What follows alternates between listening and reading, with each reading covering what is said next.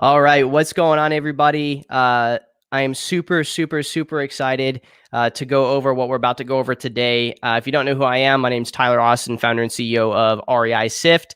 And today I'm bringing you an amazing, essentially a case study, right? When someone has a certain amount of success, what we love to do is we love to get on a call with them and share what they're doing to get those results, okay? So that's what we're going to do today. We have Mcklane with us. He's out of Dallas, Fort Worth area. We're going to go into kind of where he's from and all that good stuff when I bring him on here. But I want you guys to really, I'm talking seriously, listen to everything that you're going to be hearing from Mcklane, his story, kind of what he's done, what he's doing. And at the end of this, we're actually breaking apart and going to have a worksheet that you can actually do in order to follow this 10-step process that we kind of came up with from hearing Mcklane's story. So if you guys are ready to learn, please hit the hearts, do the likes, do all that stuff, and then share this across everywhere that you can possibly share it to, that you have access to without getting in trouble, so that we can kind of teach more people and spread the word on how it's so important to understand your data, not just blindly market, and you're going to realize how much that is true here in a second. So I'm going to bring Mcklane on now. Let's add him to the stream here. Mcklane, man, I really appreciate you coming on again to the Ninja Cast for the second time. You just keep having too many successes, bro. Hey, it took me a little bit to implement, but I'm glad I finally executed. And thanks for having me on too. Hey, no problem. We got mentioned a few of the people in here. What's up, Jordan, brother? How's it going? Jordan. Toby, what's up, ninjas? Of course, Mcklane, got it. This dude kills the GoNoGos 100%. What's up, Jonathan? What's up, James, man? What's up, Toby? Let's see. What's up, Dina? How you doing? Dina. Awesome. Y'all, thank you guys so much. I appreciate it. Continue to throw the hearts, continue to give the likes, continue to share as much as possible. I'm going to grab my phone and share it in a second here, as well as Mcklane, man, please give some people some backstory, kind of when you got started. Again, I know we've done this on a previous Ninja Cast. I just want people who, see this case study to kind of understand kind of when you got started, what you were doing beforehand, and all that stuff. And then we're going to start getting into when you had your aha moments, what you implemented, and I'm going to kind of break apart and pick your brain a little bit and give these people as much value as we can on how they can also make $165,000 from dialing 47. Was the 47 phone calls from that headset as well? Half was on this headset. The other half was probably on my Google Voice number. Okay, there you go. Love it. I love it. Okay, so let's get into it, man. Let people know a little bit more about kind of your story, where you're at, what markets you're in, and all that kind of stuff real quick. Okay. I'll try and keep it brief. So I started wholesaling, kind of dabbling into the ins and outs of wholesaling, probably December of 2018. I was new grad, newly married, working corporate America job. Definitely hated that. January, about February of 2019 is whenever I started actually like closing deals. I'd had contracts before, they just fell through. I had no systems, no processes. I didn't know anything. 2019, I believe I ended up doing about 7 deals for the entire year. And then once 2020 rolled around, I was like, hey, I really want to make this an actual business. That led me to finding REI Sift. I think January 2020, I found REI Sift, and I was like, this guy Tyler sounds like he knows what he's doing. He knows the data part, which I'm a total data nerd. My background is pre-med. I want to be a physician assistant, and if you can show me numbers, I'm all in. But I finally decided to pull the trigger for REI Sift, and it was right after I left my corporate job in May this year. Tail end of May, I signed up for REI Sift, didn't know how to use it, didn't watch any of the onboarding videos. Then Tyler, you did the auto lead gen challenge. I saw the June people that went through it. I was like, you know what, I probably need to do this. July is whenever I took the auto lead challenge. The first 2 days, I just basically was like, my whole operation is a failure. I don't know what I'm doing. This is a joke. How did I get this far? I sat on the systems, took implementation during July and August, and then September, I just went full execution on that, which led us to today. Love it. Okay, so just to recap, essentially, because you kind of did your first deal in 2019. You were still working a W-2 job. Around January of that year, you were getting some deals coming in. You were kind of a little bit all over the place, but you were getting stuff, and you kept feeling as though you were kind of like there wasn't as much consistency on the deal side. You kind of had a bunch of bulk, and then it kind of slowed down a little bit. You joined REI SIF in like January. Around July, you did the challenge. Yeah, July. July. So you did challenge, auto lead gen challenge in July. That tightened up a bunch. You had stopped marketing, I think, at that time, right? Yeah, I actually cut off my marketing in July, and that was probably the worst thing I could have done. Yeah. I don't recommend that normally. Normally, I tell people at the beginning of the challenge, like, listen, if you're doing something that's working, continue to do that, but refine, in your next month, iterate and all that good stuff. So, okay, so that happened. July, August, you started implement. Like, what happened in August then? How did you change from August until or from July until August? What kind of changes did you do in your business? So as far as my changes between July and August, I really got focused on and said, hey, what is going to be the most niche list that I could do, or like what's the most that I could, as far as like quality of a list, where it's not something that I can just go skip trace and call like everybody else. I wanted to find like the most hard to find people, because I knew most people weren't getting a hit on them, or they were just SMS blasting everybody. But what about the other 10% you can't get a phone number for? That's who I was trying to find. Okay, so you kind of honed in a bit in July, or in August, and in August you did well. I remember we in the Ninja Cast we kind of spoke about that on your last Ninja Cast. You did really well, but September, you went even more narrow. So for those that don't know, explain to people in your own words, right? And then I'll give my own kind of definition of what a go no go is. What even is that? We don't talk about go no goes. Yeah, the first rule of go no goes. We don't talk about go no goes. Just kidding. We'll drop some golden nuggets for everybody that's watching. So go no go is essentially a person that you can't get a skip trace on. You can't get in contact with them. It's near impossible to get them on a phone or text message. So you really have to dig in as to how to get a hold of that person or next of kin. Right, exactly. So essentially there's a couple different ways you can enter into like a go no go prospect, right? You can either assume a go no go, right? You can pluck out a really niche campaign and apply this go no go process to them. See, it's not the go no go is not a type of prospect, it is the implementation of the marketing cycle.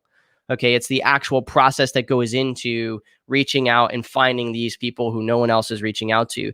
And the sooner that you start doing that, like you'll see, Mcklane did not wait, to go through iterations of marketing cycles to find these prospects. He just started with them, right? And because he started with them, he didn't have to wait 3 or 4 months to get the 1%. I call it the 96-4-1 principle, right? He was like, I'm just going to focus on the 1% of the 4%, or really the go no goes are like the 0.5% of the 4%, right? I'm going to dig into those people, because if I dig into those people now, and then I later start automating and building a system and process around the other individuals, now we can start kind of getting these big deals in, and really the go no goes and this deep prospecting strategy ends up being really a pillar of your business, and everything else just complements it, right?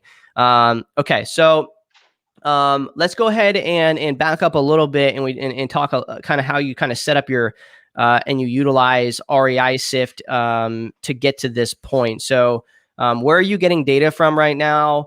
How are you choosing what type of data you're doing? I think you use kind of like the 3V motivated seller framework kind of methodology, where you're looking for really specific data, so that you put the best data in so that you get the best results out. You're not just kind of like throwing everything in there. Can you give like a walkthrough of that? Yeah, I'm very adamant as far as using like county data. So, of course, I use like the 3V motivated seller, where what's my demographic? What am I looking for?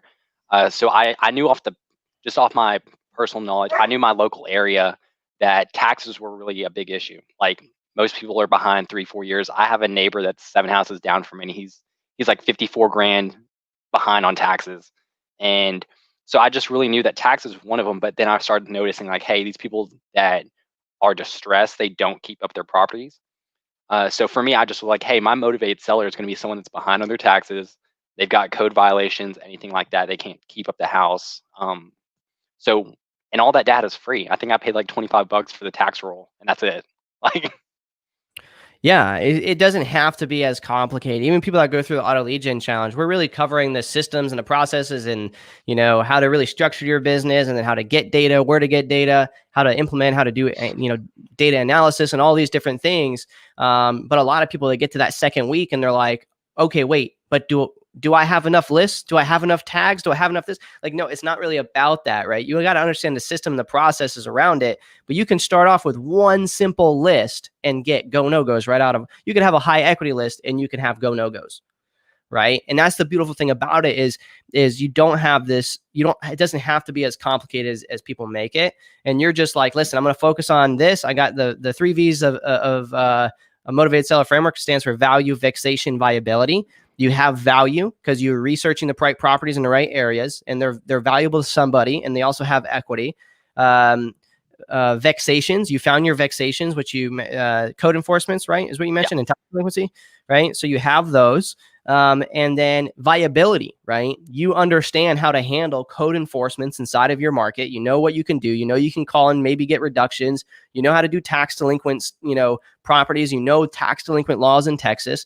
You have the ability to now serve these people. So you're fitting the 3V motivated seller framework, right? And you get that data uploaded in the REI SIFT. And now how come you chose tax delinquencies and code enforcements as your primary list? Because you have high equity as well, right? But you didn't use high equity for your go-no-goes. Yeah, no, I just really focused on the reason I didn't use high equity is I had focused in on an area where I knew the appreciation was really high. So I knew it was like, hey, it's given. If it's in this area, it's gonna be fine. So as far as like deciding to go with my go-no-goes or my tax delinquents, I actually reverse engineered my previous deals, and I was like, hey, what's a common theme with my deals? Like, and I kept seeing taxes. Like people were behind on their taxes. That was the most common thing.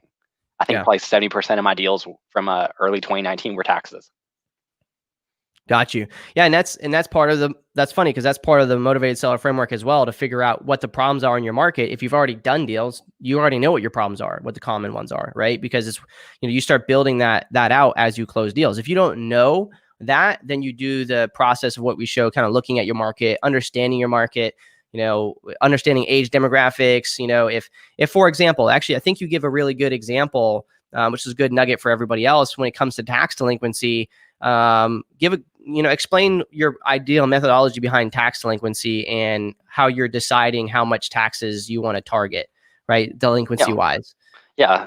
So what I normally do is I target tax delinquencies if they're behind 2 years on taxes and at least $1,500 to $3,000. Like anything above that threshold just depends what the list comes out to. So like my rule of thinking behind this is my demographic makes about $35,000 a year. So if they're having to take a whole month of their salary just to pay up the taxes, that's kind of a financial strain, considering a lot of people are living paycheck to paycheck. Right. So that's motivator. Huge, right?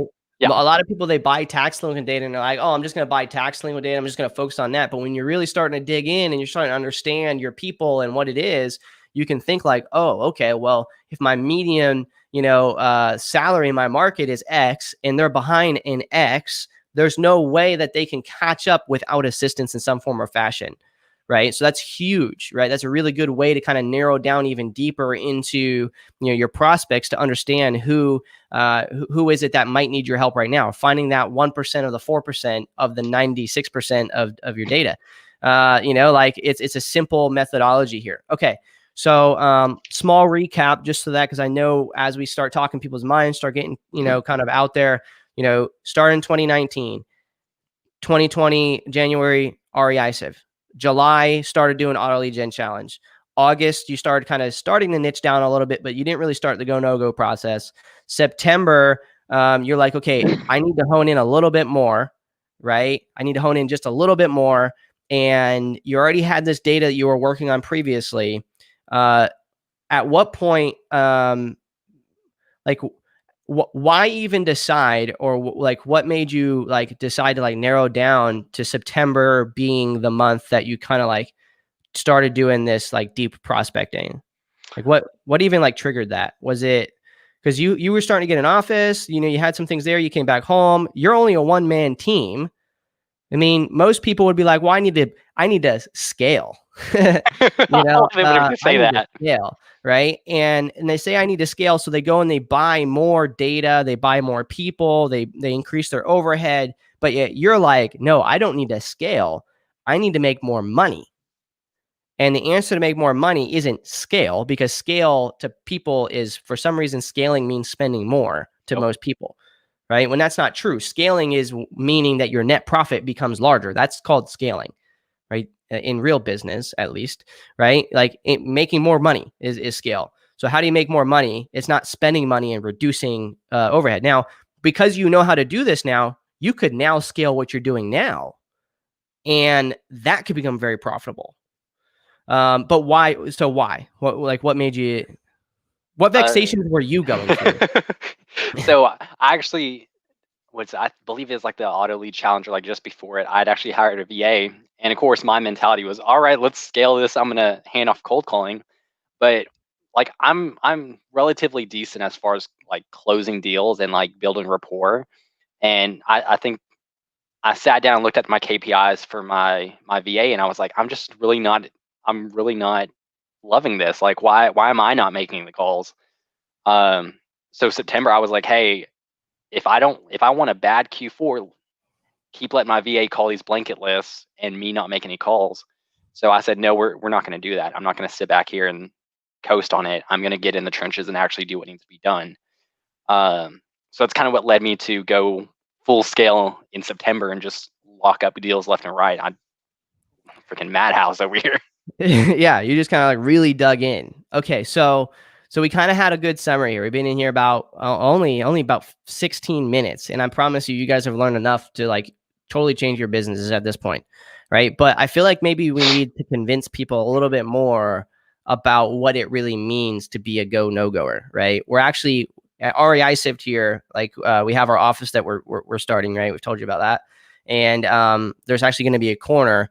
Zach and I were talking, and we're like, we want this corner, and we want to really build out this team in my own business, but we want to make it to where people can come see this in action, right? Because both of us are military prior, and it's like it'd be cool to have like a target board, like who people are reaching to. But how do we like turn that into like a ninja thing? So we came up with the DNS, so deep ninja squads, right? So like if businesses build these deep ninja squads, right, they just really hone in on these people. So that's the whole scaling part that you could essentially do. But I feel like people need some more context here. So let's talk about your KPIs when it comes to how much revenue is projected for just DNS, for just being a deep ninja, right?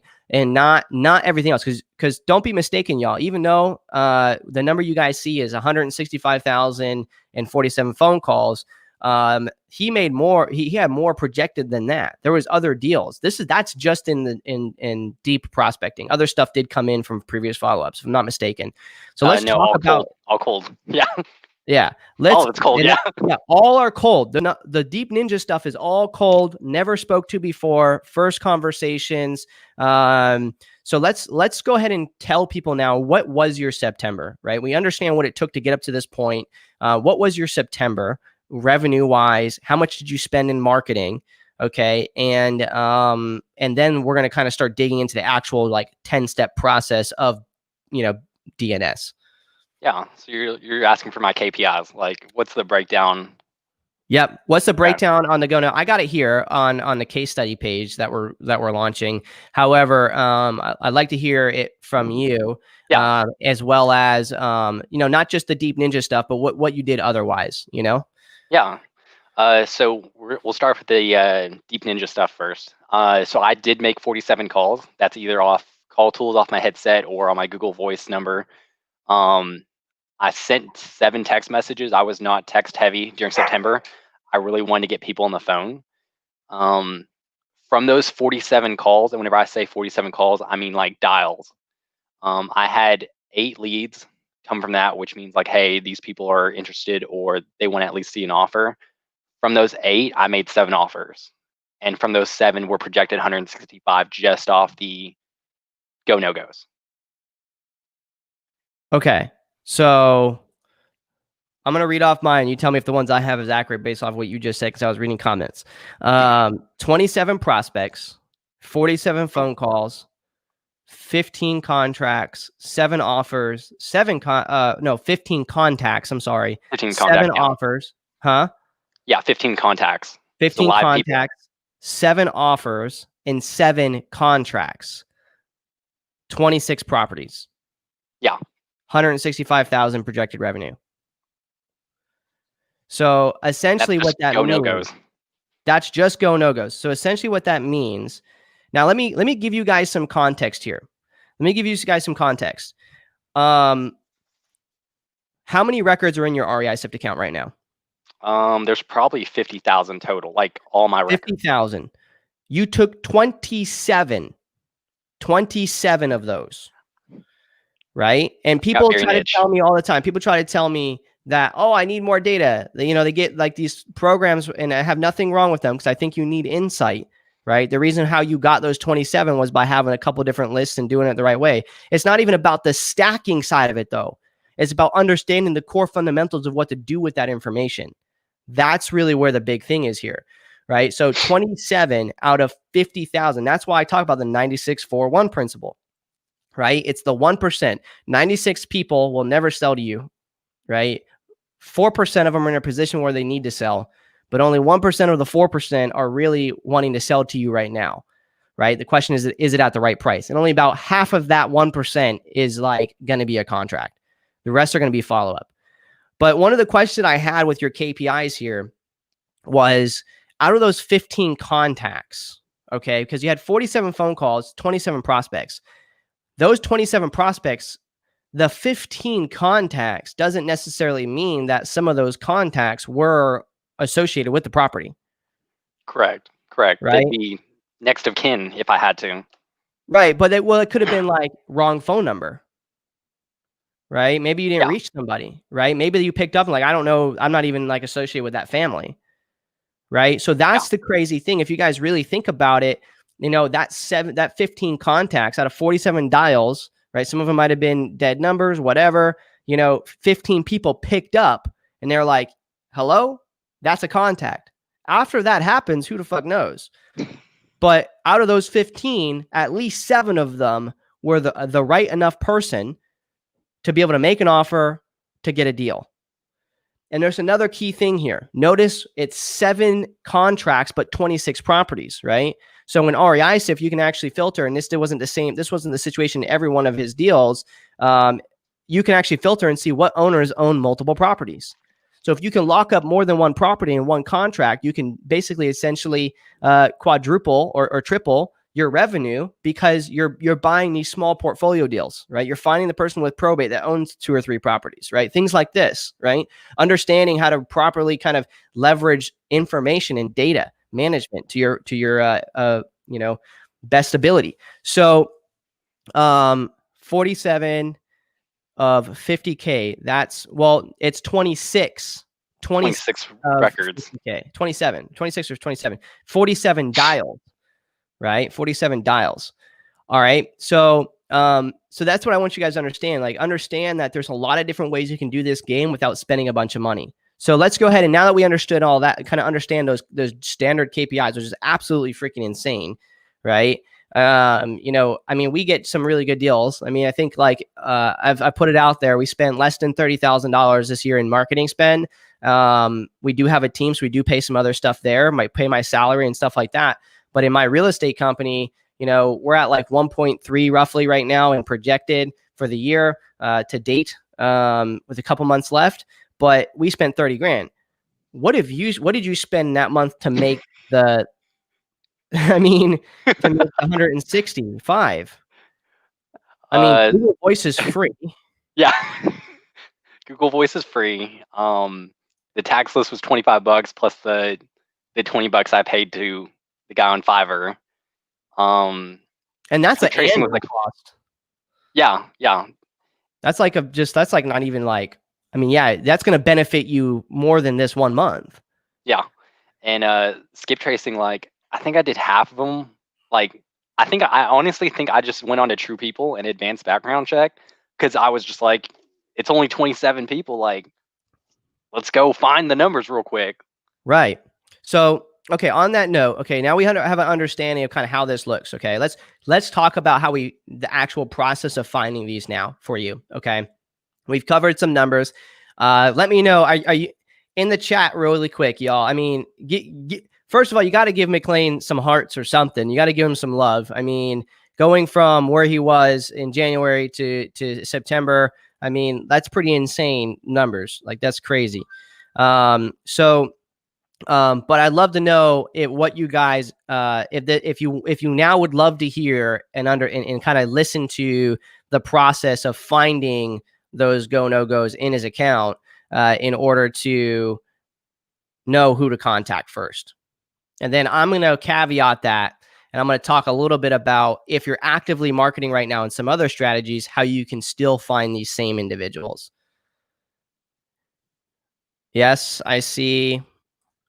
One yes. Ears wide open. All right. Only 2 people out of the 70 people are interested in figuring out how to make 47 phone calls. Y'all We don't like sent, to make money. yeah, people must be some rich ass people in here. Yes. Okay, great. Would love to hear. All right. Hell yeah. All right. There we go. There we go. Wow. They woke up. I just got to call some people out. We're all good. They're still all right. sitting in shock. They're like, yeah, they're still like, what? All right, cool. So, love it. All right. So let's break it down.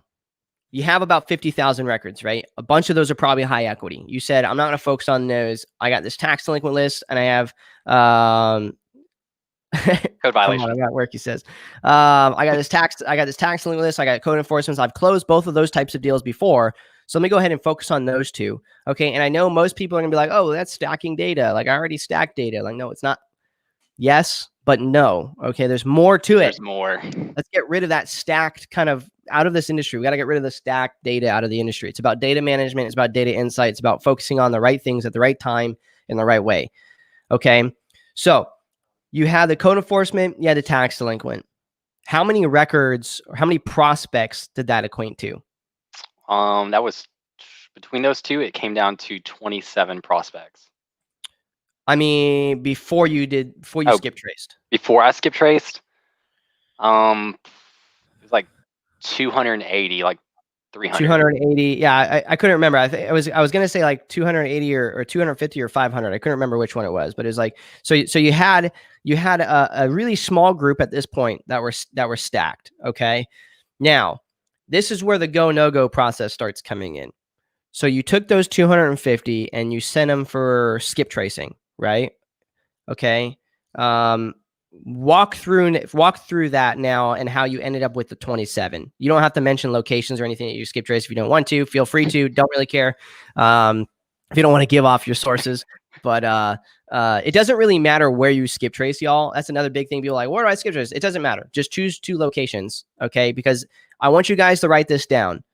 Please, like, type it in the chat and then type in the chat again and then write it down on a notepad and then put it in the fucking pocket. It's not about who you are reaching.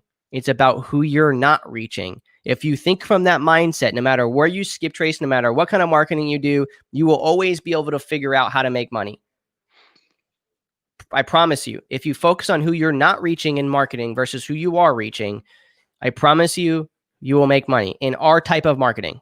Okay. So let's go ahead and walk through it. Okay. So I sent off the list of like 280, 300 to skip tracing. I normally use 2 different skip tracing services just so, 1, I know they're going to get a different number, and then 2, just to make sure anything that falls out, see if there's any hits on there. Once I got those back, I went in there and I said, okay, how many of these people did not get a hit on both skip traces? Like, at this point, these are the major providers. Like, if no one got a number, like, who's taking the 5 or 10 minutes to go look for this person? Oh, I was muted. Okay, yeah. So basically, essentially what he's saying is he's taking those 250 now. He's skip tracing in skip provider A, right? Whether that's using REI Sift or Batch, Skip Force, Skip Genie, REI Skip. I don't care which one. Doesn't matter. It's irrelevant. Okay. Just pick one. Whatever one you're using, just do it. Okay, skip trace in source A. And then you're going to take that, right? And you're like, okay, cool. Now I'm going to upload that back to REI Sift. And I'm going to choose that this record, this data has been skip traced when you go to upload.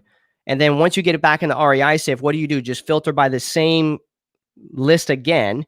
Yes. And then because you follow the 4 W's, the data management principles, you just choose the tag that you had sent, that you originally exported. And then when you re-uploaded it, you tagged it as list skipped, and then where, that way you had that. So you filter by that. And then you filtered by skip trace yes, numbers no, which left you with X amount of records. Let's just say it was 100, because I'm sure you don't know. Or do you? Yeah, it was 27. Well, that was at the first skip. I'm talking about the first skip trace. Oh, you're talking about the first skip trace. Yeah, so it was probably like 60, 70% did have a number on the first skip. Right. Okay. So so 60 or 70% didn't have a number at that first location. So you took the ones that you didn't have a number for, and you went to another skip tracing provider. So you exported from REI Sift, took those over there, skip trace there with the ones you didn't have numbers for, and then re-upload that back to REI Sift. Same exact process, tagging it properly, using the 4 W's of data management. All that's covered in the auto lead gen challenge, right? And then now you filtered again by the 2 different skip trace locations.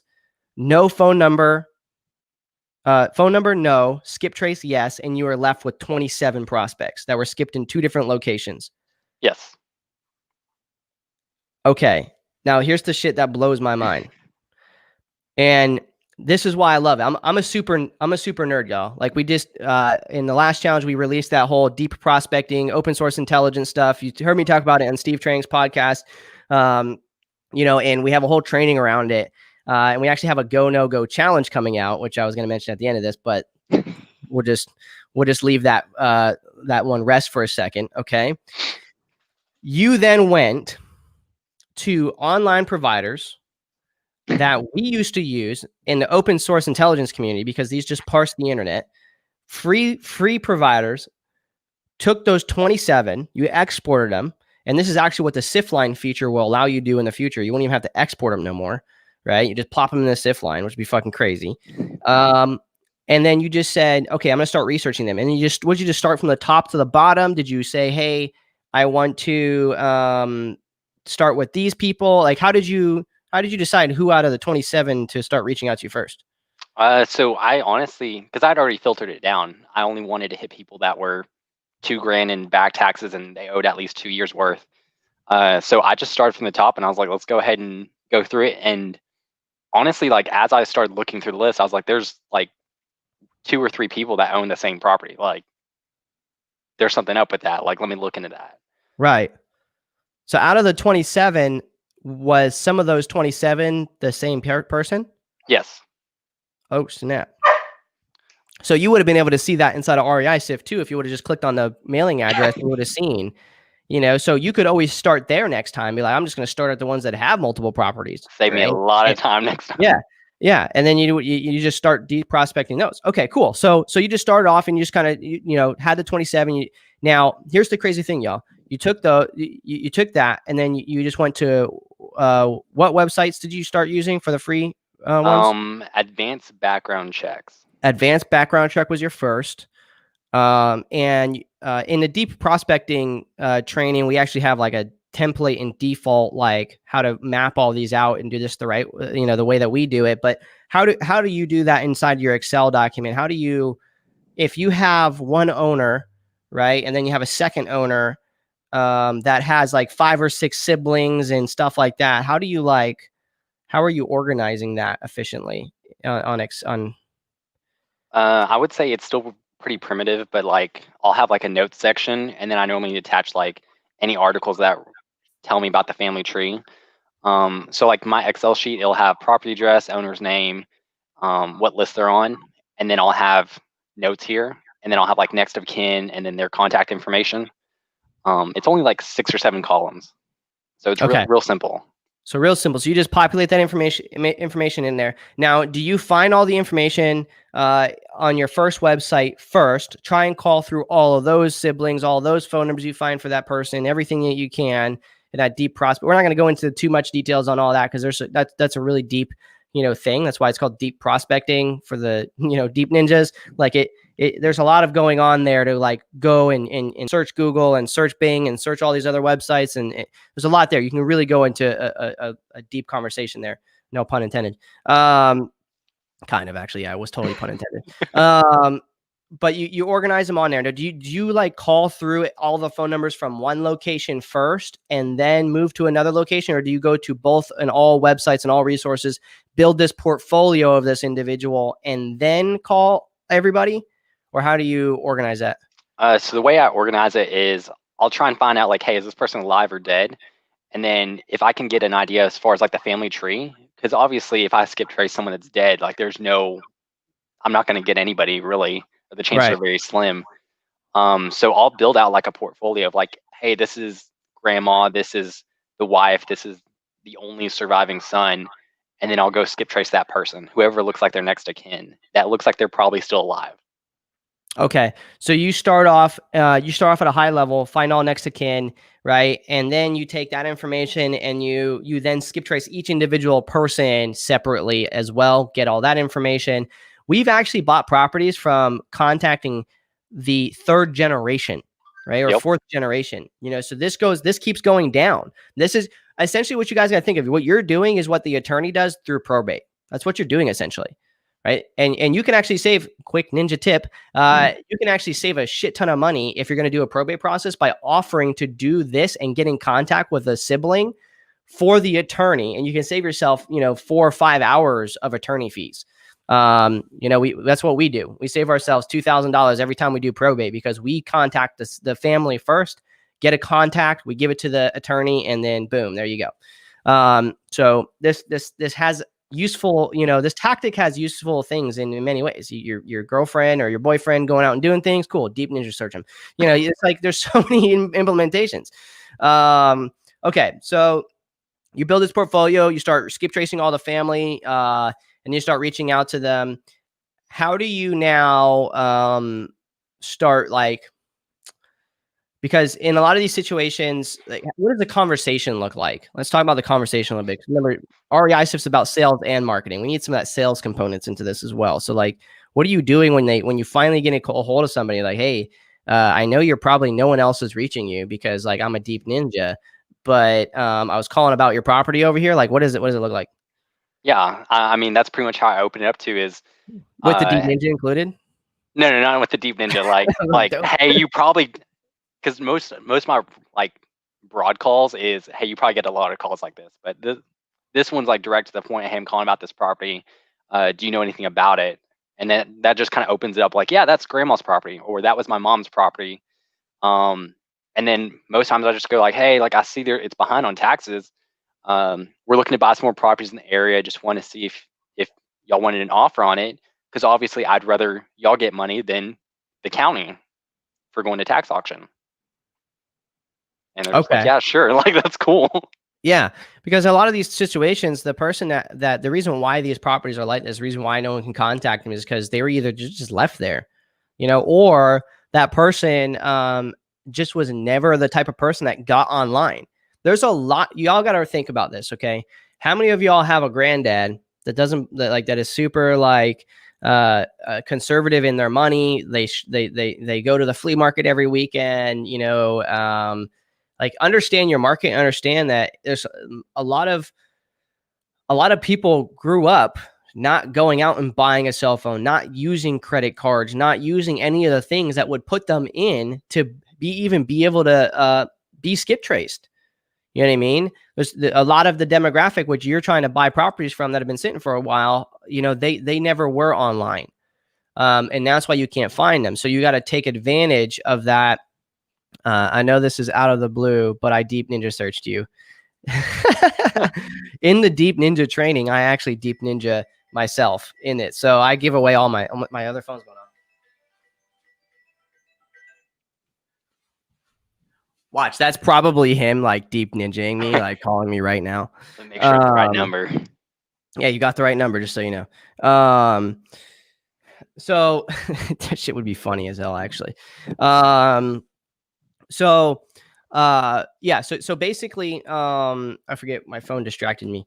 But yeah, so you can You can dig into these individuals. Most of them aren't online because of this reason. Some of them are. All right. So, okay. So we had a conversation. What does the process look like if it is, if they say yes? Let's just say they're like, yeah, that's my great granddad's property, I think. What happens? Normally from there, I just like ask, hey, who's the best person? Who do you know that's the best person to talk about this? And they'll straight up tell me like, that's mom is handling that. I had one where it was 3 siblings, and I got a hold of one of the sisters, and she said, my sister's handling that. Here's her number. I'll text her, let her know that you're contacting her. But basically asking the question like, who has the authority to talk about this? Okay. Yeah. 100%. Okay, cool. So you just kind of basically figure out who's there, who's not, who's responsible, get in contact with them now. You try and, what if they say like, well, I don't really feel comfortable giving you their phone number? Then I normally try and find them on Facebook. Yeah. I'll try and find like the grandkids, or I'll go like a deeper skip trace and be like, all right, let's find someone else that is cooperative. Okay. So you're willing to kind of just continue pulling the thread, right? Yeah. Just continue pulling the thread. Something's going to come of it. And there's always, if you can literally reach nobody, period, and that property it has nothing in association with it, period. I'm not going to get into it here, but there is things you can do to still buy that property. All right.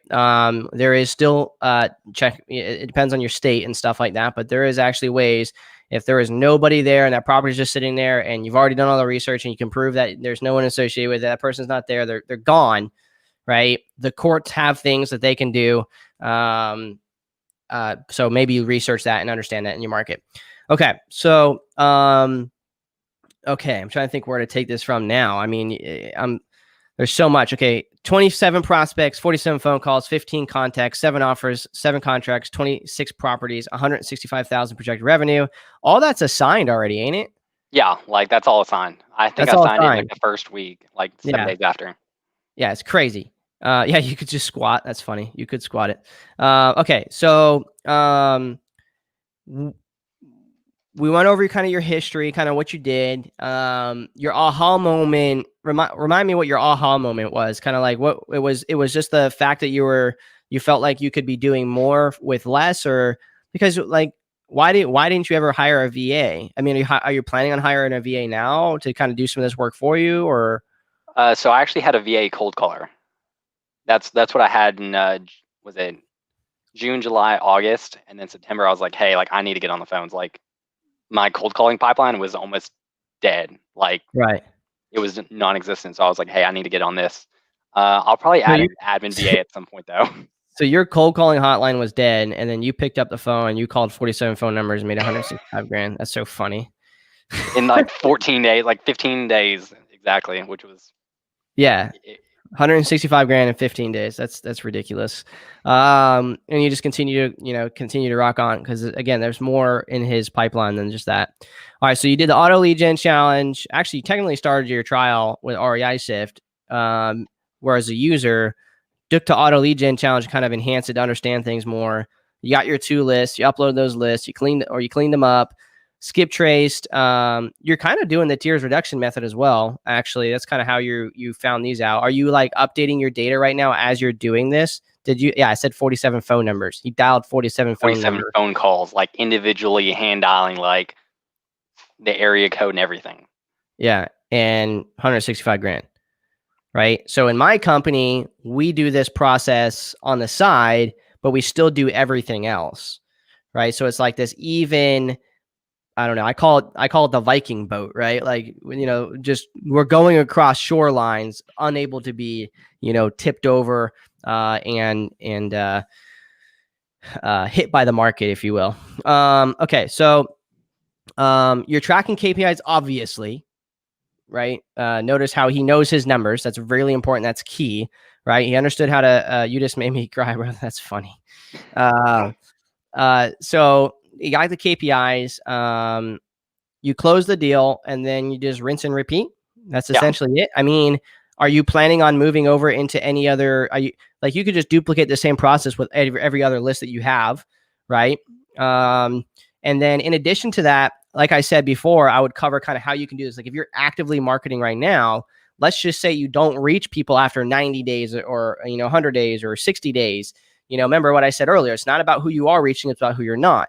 So if you run through and you've done SMS and you've done a cold call, or you've done RVMs, or you've done direct mail for a while, if you're updating your data and you're using the tiers reduction method, the 4Ws of data management, and you're properly managing and archiving and creating this list, this master list of the data, right? You can then filter by, okay, well, let me find all the direct mails that haven't responded, because you're tagging what is a lead, what isn't a lead, what's not interested, wrong phone numbers. You're updating all your data in that, right? And here, some people that are watching the recording, this would already be out, but next week we have the feature launching to just tag all that automatically through Zapier, and you can do that with Google Voice actually.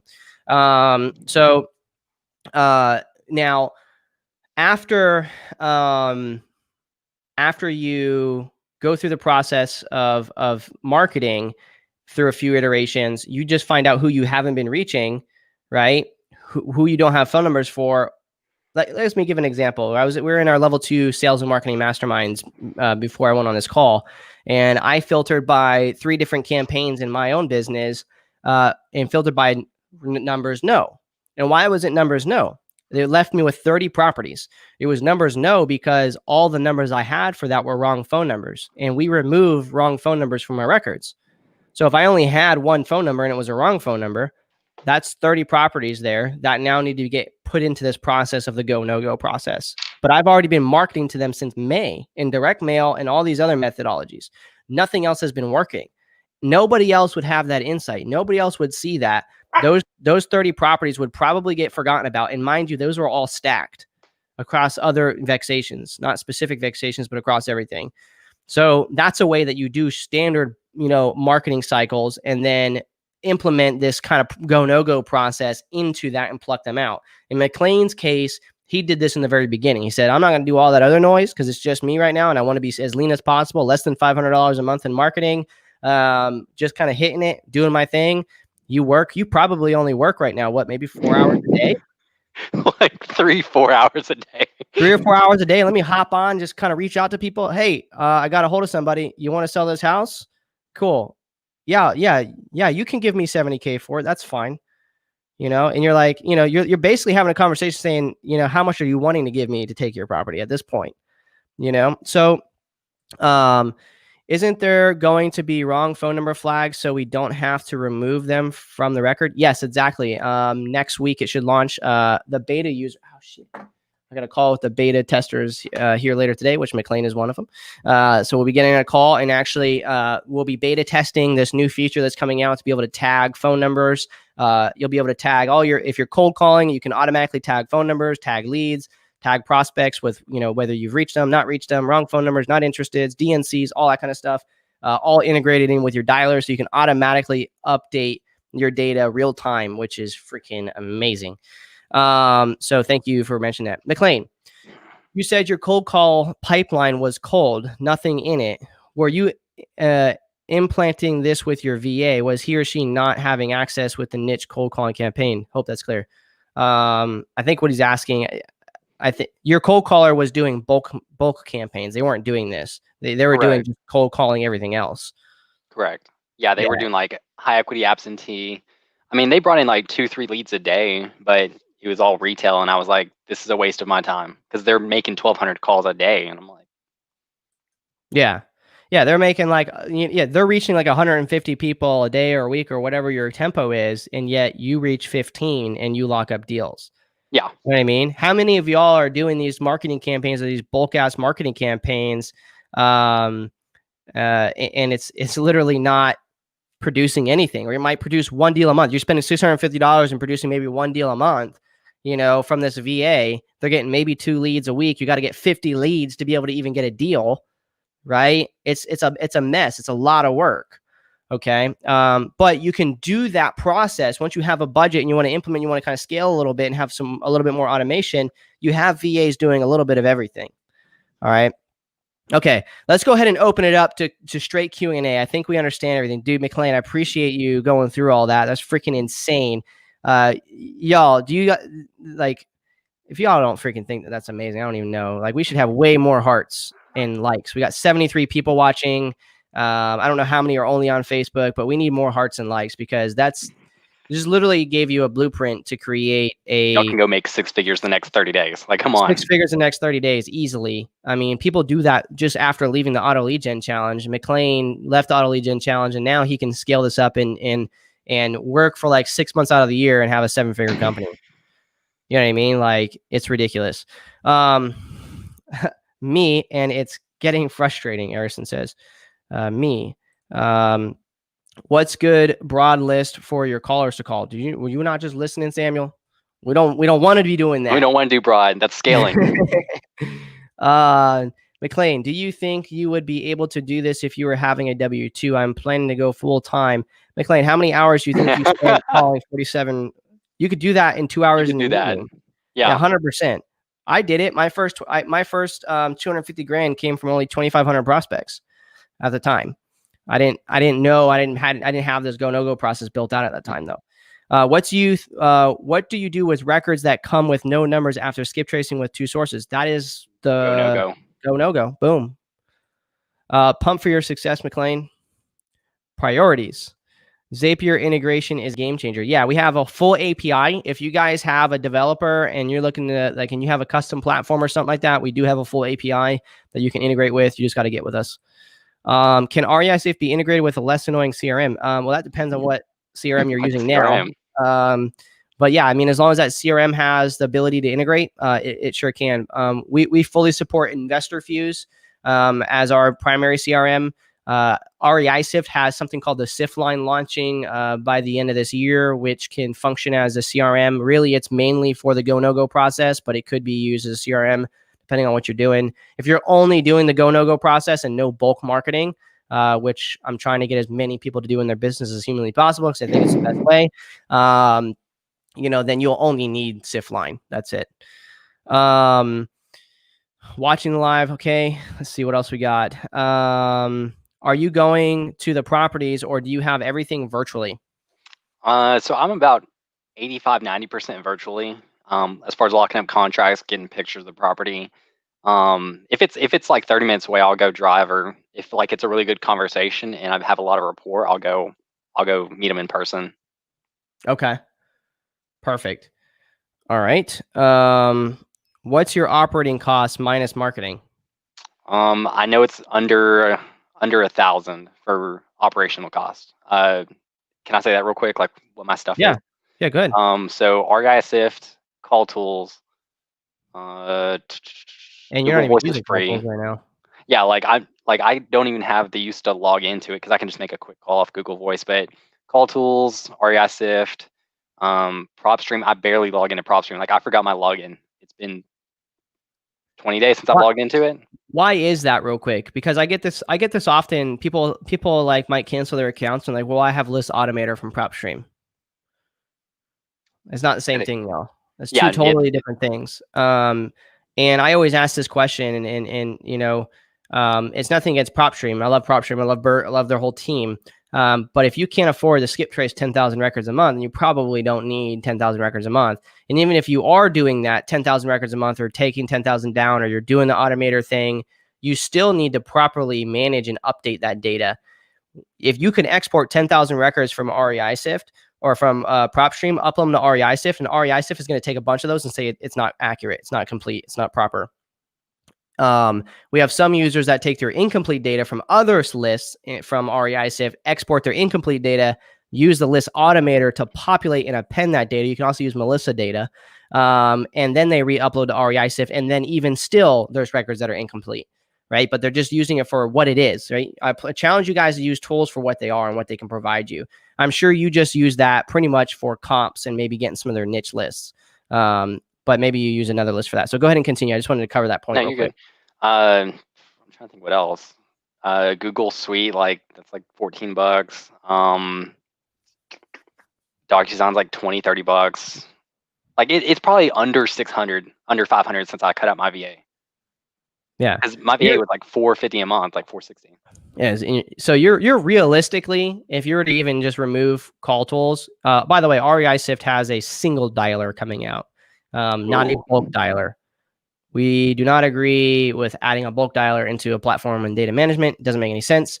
There's no point, right? Stick with what you're good at. Stick with what your bread and butter is. So that's coming out. So that would remove that need, in a GoNoGo scenario, right? So you could literally be under $500 a month.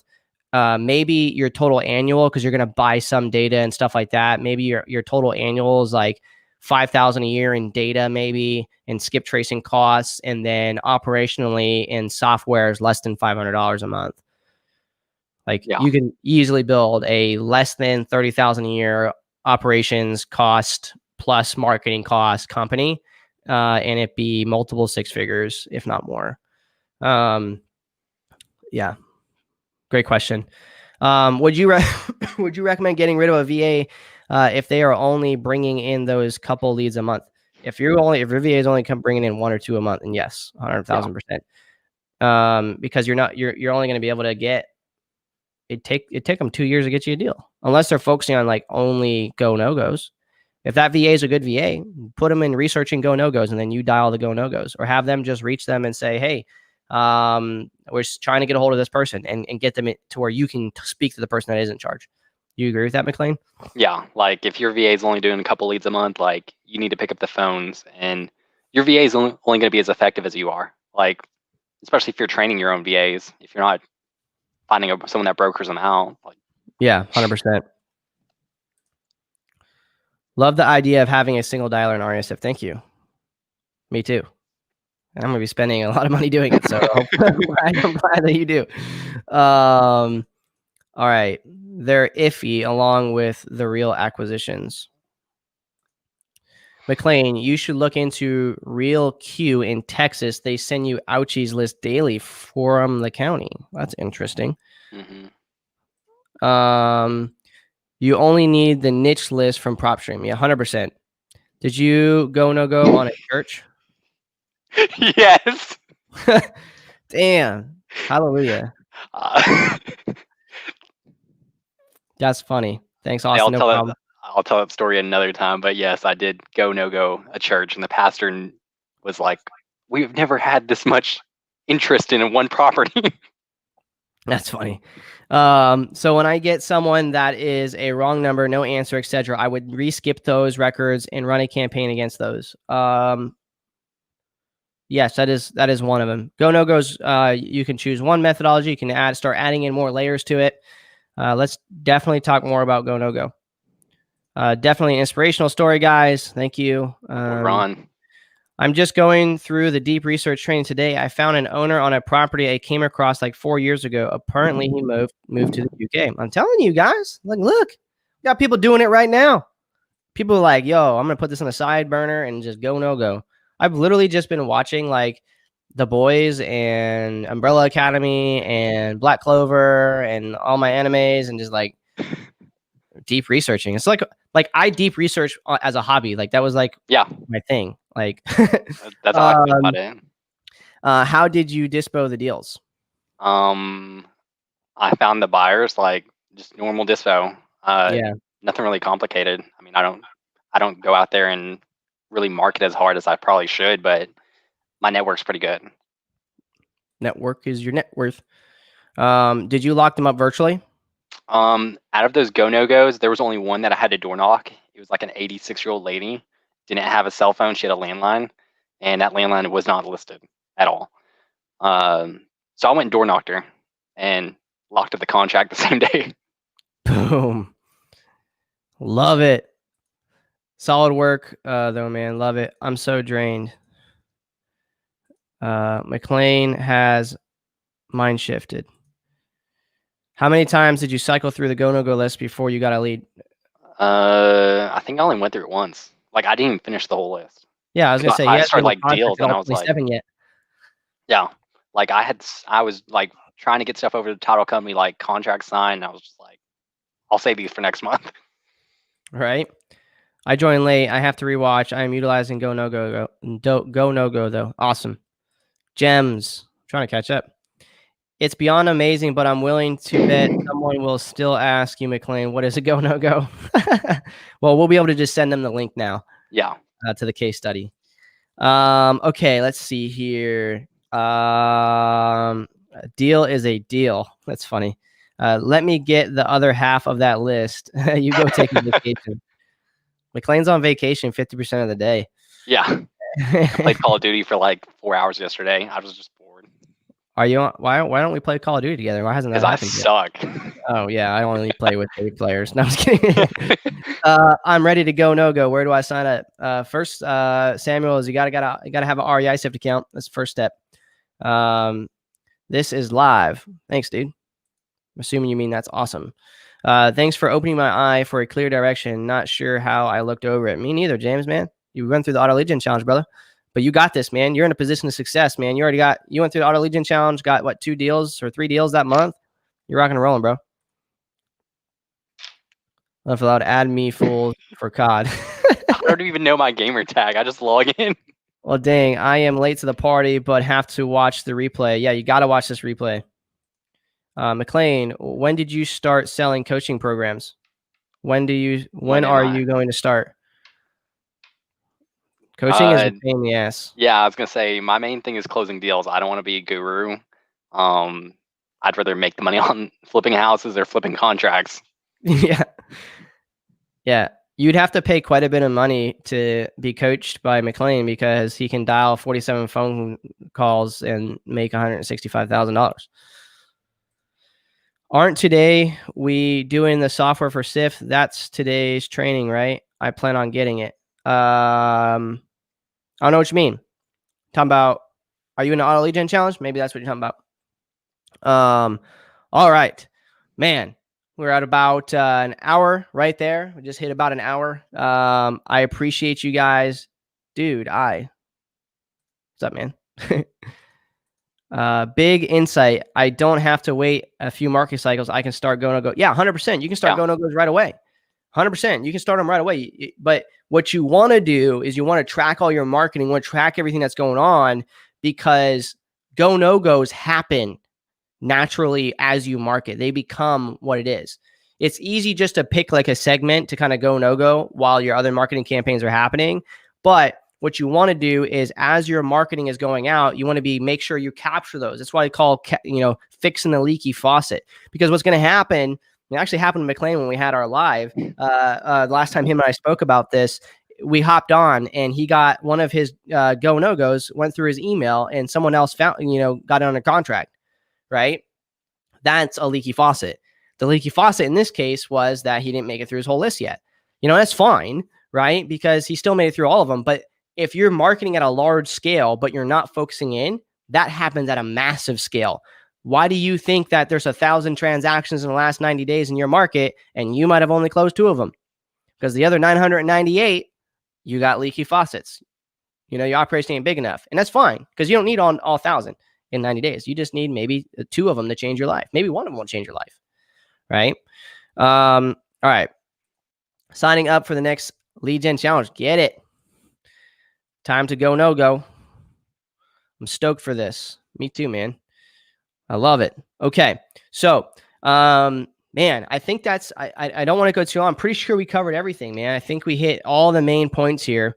So let's talk about this though. Let's, just for the sake of the case study, make sure everybody who ends up kind of watching the case study, and seeing what you got going on, what was the biggest difference, if you don't mind, before REI SIFT and going through the challenge compared to after? Like, what would you say is like the biggest difference that, like, in your business or in general? I would say the whole thing. Like, before I even joined REI SIFT, I mean, I didn't have like an idea as far as like, hey, this is how we're gonna go find a deal, like consistently. And then once I went through the auto lead challenge, I was like, why? Like, there's no excuse for me to not find a deal, like 2-3 deals a month minimum. I mean, I feel like 2019, I was running around with my head cut off, just trying to find a deal and making it happen, and it was all luck. Right. But now it's like, hey, I know exactly what to do to find a deal. You know what it is to get a deal. It's just a matter of if you're actually going to do the things that are needed to be done. Right. Massive execution. Right. Okay. Cool. I was a hot mess all over the place. Well, I'm glad it's helping you out too, Christian. Dude, okay, I appreciate that. It was a little bit of a self thing there for me to kind of hear what it is, but it helps everybody else maybe see what they should be seeking for. It also helps with some sort of credibility by having it come out of somebody else's mouth besides mine, because apparently if I just say it all the time, it's not like, I don't know. You would think the like over 200 testimonials for the auto lead gen challenge and everything would like sell it in itself, but whatever. Those apparently are forged. That's exactly how I've been. How the hell do I get consistent deals? Every deal felt like luck, which is nice, but luck plus a system is way better. 100%. Auto lead gen challenge is where it's at. Awesome. Thank you guys so much. I appreciate it. Dude, Mcklane, I hate to put you on a spot like this. I really do. But if anybody ever needs to reach out to you, you know, how can people find you? Mind you, guys, I'm going to mention this right now for those that are watching this, because I think it's really important. I went live in the REISIF Mastermind community, which, by the way, yesterday I researched this because in my software mastermind, we had some things. We have a like 97% active member base in that REISIF Mastermind community on Facebook. That is insane. 97% of the people that are in that group actually use and activate and comment every single month in every week, which is insane. That is ridiculous. It has to be the most active real estate group like on Facebook, hands down, when it comes to like activity and actual useful shit. So that blew my mind. But anyway, how can people oh yeah, I wanted to say, like, it's not about what he did, like it's about all the shit he did before to get this done, right? It's not about, you know, the phone call. It's not about those things. Like, it's easy to ask somebody, what'd you do to have the what are you doing right now to have the success? The things that he did right now to have the success are the things that he was working on 90 days prior to this. You know what I mean? The success comes from the previous shit. Okay, so just remember that. Don't reach out to Mcklane and be like, yo, I need all the answers. Nobody likes that. Nobody. Right? Nobody wants to feel as though you're reaching out to them just because they've seen that they were being successful. Put in the work. The answers are right in front of you, right? The auto lead gen challenge, REISIF community. He's in the community. You know, ping him. But if you're going to ping anybody, make sure you always lead with value. Okay. And the only reason I mention that is because I don't want Mcklane getting, you know, bombarded, you know, by a bunch of people, whether it's, you know, from YouTube or anywhere, you know, and I think that's important, right?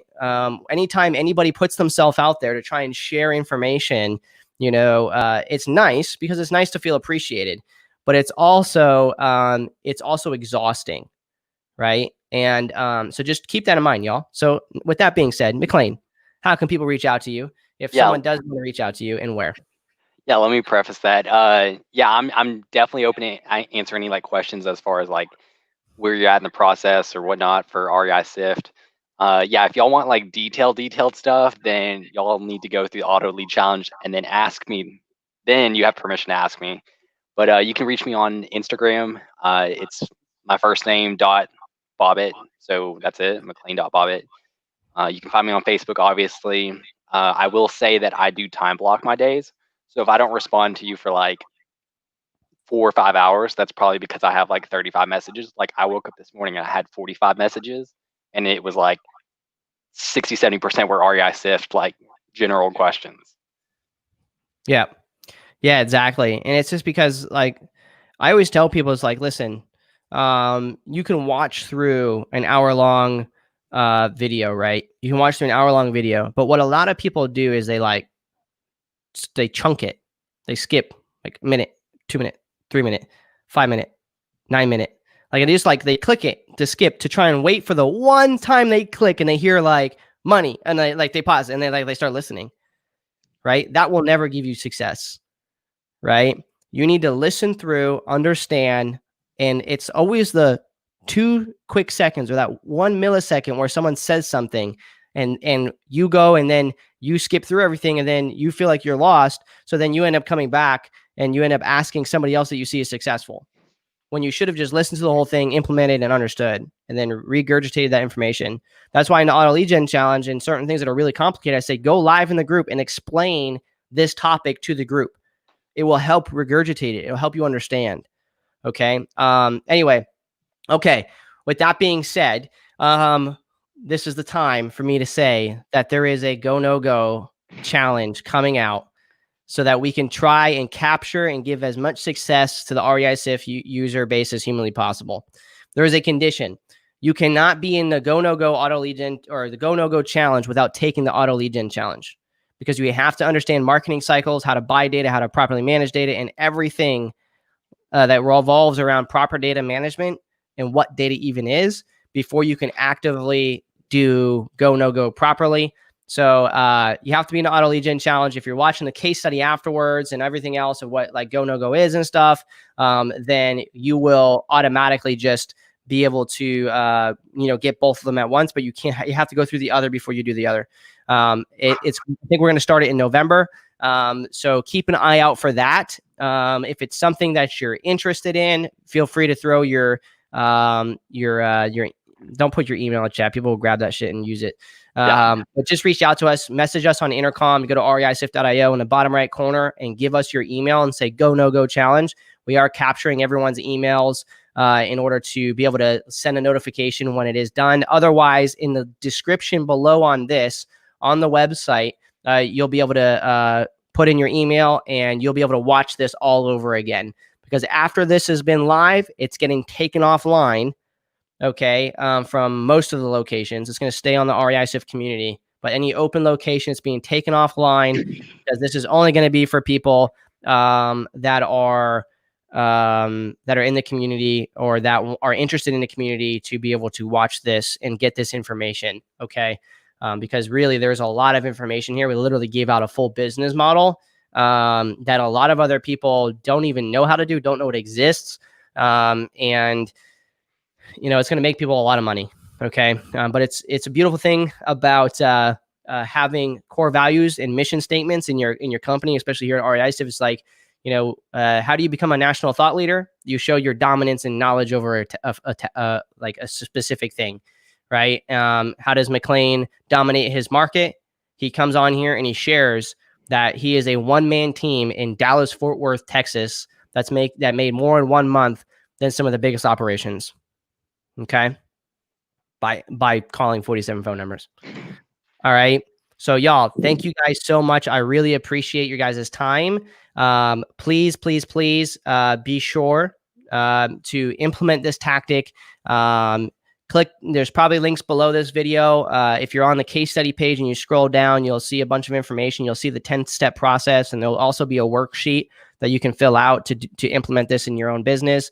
Other than that, does anybody have any last questions for Mcklane? Someone's going to say, what's a GoNoGo? What? Yeah, right. The GoNoGo challenge is going to be super awesome. There's actually going to be a leaderboard. It's going to be a 5-day challenge, and there's going to be a leaderboard that every day people have to submit their results to, and it's actually going to track who's actually successful in it. So it's going to be super fun. Gamified it. That's pretty cool. It's going to be gamified.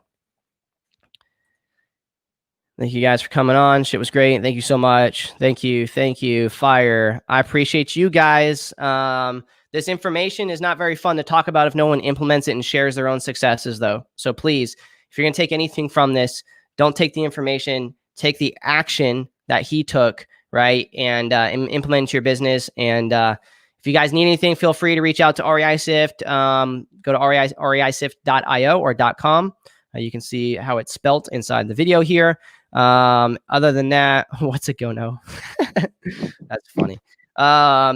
And reach out to Mcklane. You said where too, right? Did you say where? Instagram or Facebook. I'm normally better at Instagram. Okay, so go back through, watch that. His stuff will also be below, and that's it. Y'all be safe. Thank you guys so much again. Wait, what did someone just say?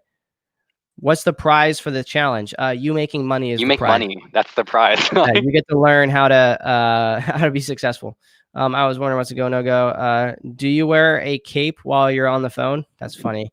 Thank you guys for the value. GoNoGo challenge. Good work, Mcklane. What's up, AJ? Awesome, y'all. Well, if you guys are interested in the challenge to be one of the first people to go through that, definitely message inside of Intercom, bottom right corner. Just push your email, put GoNoGo, or if you're in the case study page, just scroll down. There'll be a link right there anywhere online. So thank you again, Mcklane, dude. I really appreciate it, bro. Thank you so much Thanks for for coming having on me here on. and sharing your story. And I look forward to seeing you text me all the people that are trying to reach out to you. All right. I owe you a podcast. Yes, you do, AJ. I don't know what you're talking about, but yes. All right, y'all, be safe. Thank you so much. I'll see you guys the next time that we have a next NinjaCast. So if you're successful, you've used REI SIF and you want to be on a NinjaCast, definitely reach out to us as well. Okay. Peace.